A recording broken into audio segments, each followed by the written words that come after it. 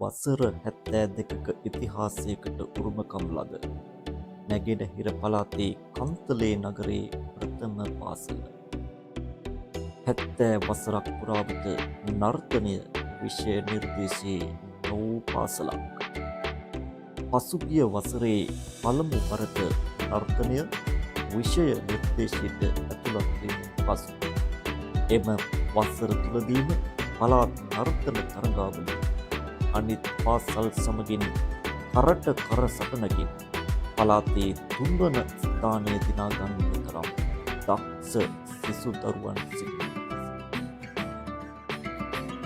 නමුත් ඔවුන්ගේ නර්තන කටයුතු කරගෙන යන්නට නිශ්චිත ස්ථානයක් නොමැති වටපිටාවක්.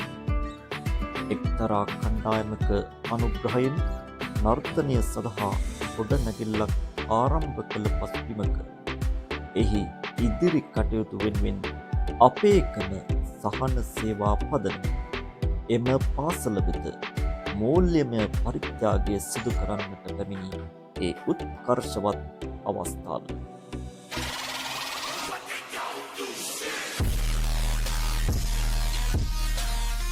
ආයිබෝවන්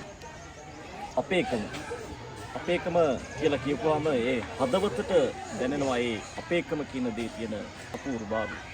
හරි ලෙන්ගතුභාවයක් මේ අපේකම කියන දේ අපේ හදවත් වලට දැනෙනවා.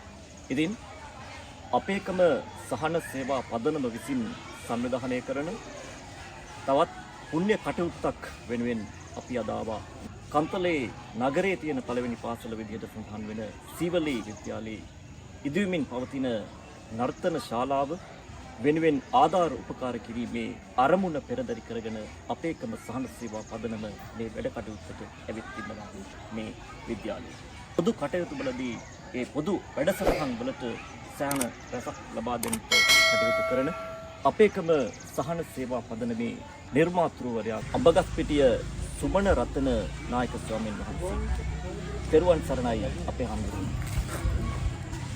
තෙරුවන් සරණයි. අපේ හාමුදුරුවනේ අපේ වැඩ කටයුතු සංවිධානය කරන්නේ 31 වන වතාවට කියලා අපිට දැනගන්නට ලැබෙනවා. ඉතින් අපේ හාමුදුරුවනේ මේ අපේකම කියන සහන සේවා පදනමේ මොකක්ද පරමාර්ථය? වුණුවන් මහත්මයා අපේකම සහන සේවා පදනම නමින් අපි විශේෂයෙන්ම අසරණ මිනිසුන්ට සරණක් වෙන්න අපේ සමාජයේ ජීවත් වන ජාති ආගම් කුලමල ભેදයකින් තොරව අපේ මිනිසුන්ට සරණක් වීමේ අදහසින් තමයි විශේෂයෙන්ම අපි මේ පදනම ආරම්භ කරන්නට යෙදුනේ. ඉතින් ඒකෙදී අපි නුවන් මහත්මයා මතක් කළ විදිහට වැඩසටහන් 31ක් මේ වෙනකොට අපි සිද්ධ කරලා අවසන්.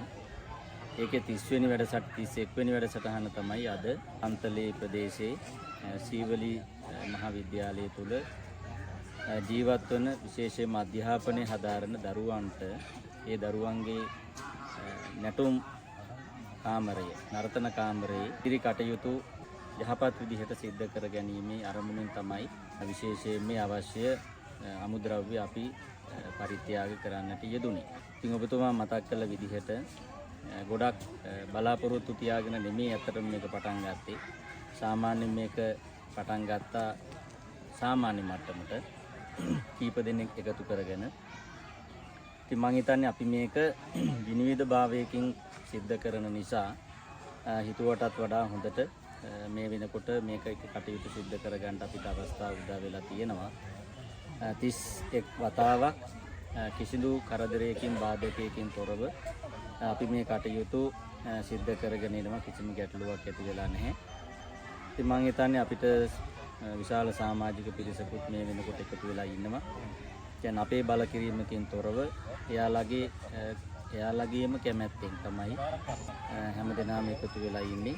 ඉතින් අපිට පුළුවන් විදිහට මේ අදන මේ කටයුතු තව තවත් ඉස්සරහට සාර්ථකමත් කරගෙන විශේෂයෙන්ම මේ රටේ ජීවත් වන සියලුම ජාතිකයන්ට අසරණ සියලුම ජාතිකයන්ට උදව් උපකාර සිද්ධ කරන්න තමයි ඇත්තටම අපේ ප්‍රධාන බලාපොරොත්තුව බවට පත් වෙලා තියෙන්නේ. ඉතින් අපි කල්පනා කරනවා අපිට ඉදිරියටත් ඒ කටයුතු බොහොම හොඳට සිද්ධ කරගෙන යන්න හැකියාව සැලසී තියෙනවා. එතකොට අපේ හාමුදුරනේ මේ අපේකම කියන්නේ මේක හරි ලයාන්විත ලෙන්ගතු වචනයක්. ඉතින් මේ අපේකම කියන නම කොහොමද මේ පදනමට යොදන්නට බලාපොරොත්තු? ඇත්තටම මම අර මුලින් මතක් කළ විදිහට මේම විශේෂ නාමයක් යොදාගෙන අපි මේ කටයුතු සිද්ධ කරන්න බලාපොරොත්තු වෙන්නේ. අපේ පදනමට සම්බන්ධ වෙලා කටයුතු කරන අපේ දිලුම් මහත්මයා එතුමා විදේශගත වෙලා ඉන්නකොට ඇති කරගත්ත සාකච්ඡාවක ප්‍රතිඵලයක්. ඉතින් එතුමා මතක් කළා අපි ආම්දුරනේ මෙහෙම වැඩක් සිද්ධ කරමු. ඉතින් මම ඊට පස්සේ කිව්වා අපි එහෙනම් මේකට පොඩ්ඩක් නමක් දාගන්නත් ඕනේ. ඊට පස්සේ කිව්වා ආම්දුරනේ නම් අපේකම සහන සේවා අපේකම. ඒක අර හදවතට දැනෙනවා මේ අපේකම කියන එක නෑ. අපිත් එක්ක කවුරු හරි අර ලෙන්ගතුව ලයන්විතව ළඟින් ඉන්නවා කියන හැඟීම දැන් තරමට හොඳ. ඒතරම්ම එකමත්ම අපූර්ව වචනයක් ඔබ වහන්සේගේ පදනමට යොදන්නට කටයුතු කරනවා. ඉතින් මේ පදනමේ අරමුණ පොදු වැඩ කටයුතු නේද අපි යන්නේ පොදු වැඩ කටයුතු.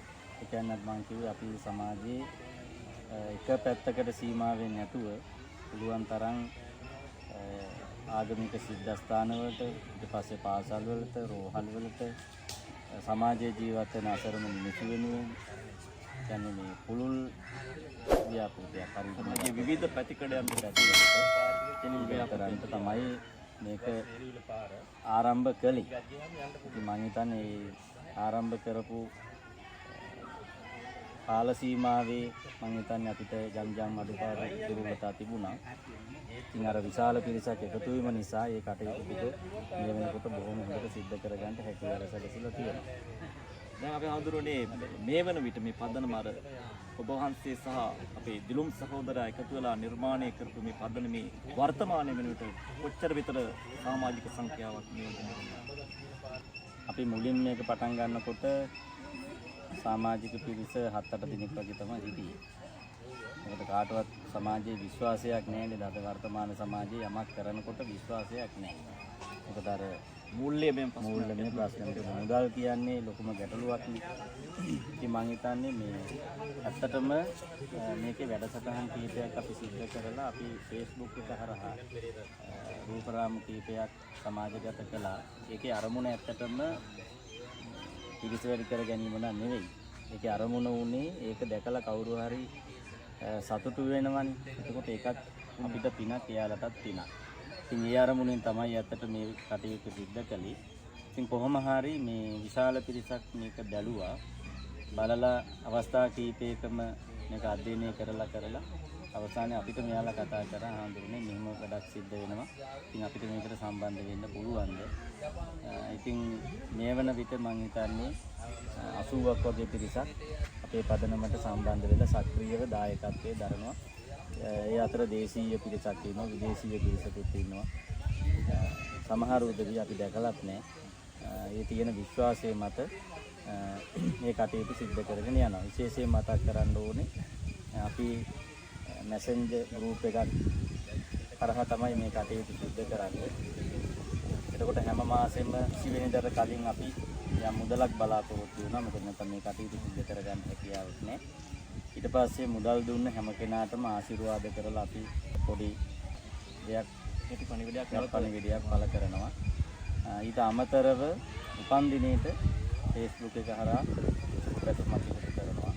සාමාන්‍යයෙන් පින්කමක් සිද්ධ කරලා අවසන් වුණාන් පස්සේ ඒ පින්කම පිළිබඳව ඡායාරූප ඊට පස්සේ විශේෂයෙන්ම අයවැය ලේඛනයක් අපි ඉදිරිපත් කරනවා. මම හිතන්නේ විනිවිදභාවයත් එක්ක මිනිසුන්ට ලොකු විශ්වාසයක් ඇති වෙලා තියෙනවා.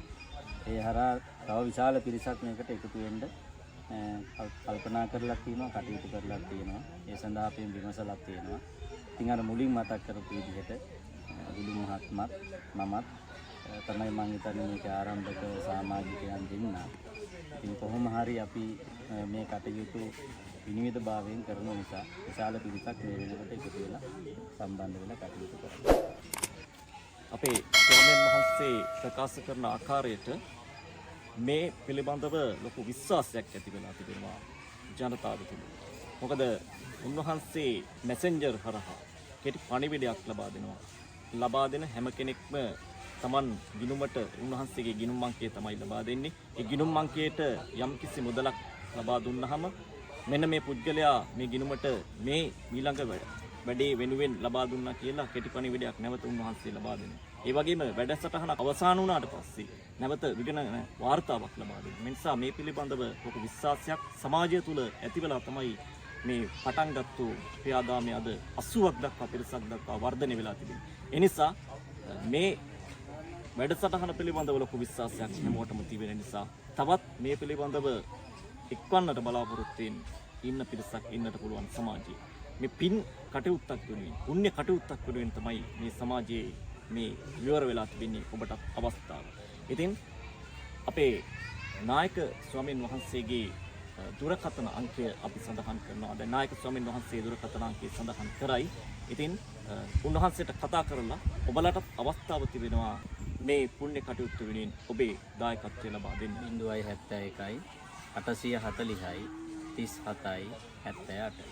අපේ නායක ස්වාමීන් වහන්සේගේ දුරකථන අංකය නායක ස්වාමීන් වහන්සේ ප්‍රකාශ කළා. ඉතින් මෙවන් පුණ්‍ය කටයුතු තව තවත් ඉදිරියට කරගෙන යන්නට අපිට තවත් පිරිසක් ඉදිරියේදී ඔබ වහන්සේත් එක්ක අත්කල් බඳගන්න.